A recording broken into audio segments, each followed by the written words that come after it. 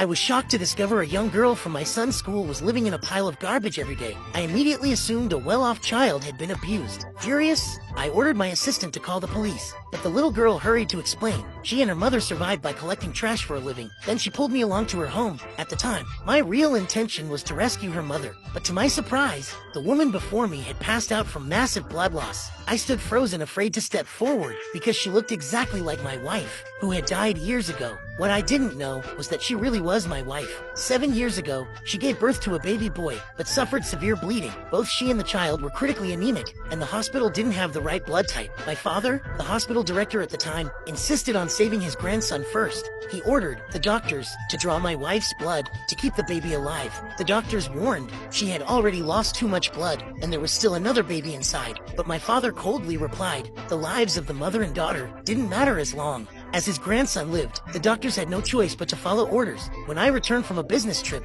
all I saw was a body under a white sheet and a safety charm lying on the floor. In that moment, I completely broke down, especially knowing that just the day before she had made 4 safety charms by hand. I couldn't accept that she was just gone like that, but I didn't know she had survived. She gave birth to the little girl in the trash and was rescued by a kind stranger. 7 years passed. She lost her memory due to the trauma, became deaf and mute, and raised her daughter by scavenging, until one day a neighbor said the little girl caused trouble, so she rushed to the school. Turned out the girl had picked up bottles that a boy had thrown away, but was mistaken for a thief, and they started arguing, just as she tried to explain. The old madam shoved her down. The old madam thought she looked familiar, but recalled her daughter-in-law had died 7 years ago and assumed it was just someone similar as the school board chair. The old madam saw her grandson's hands scratched and in anger ordered the girl to be expelled. The mother quickly knelt and begged, but the boy mocked her, saying the supermom in her essay was nothing special in real life. Only then did I realize he was upset because he got second place and took it out on the girl. The daughter shouted in anger, calling the boy's mom shameless. That single line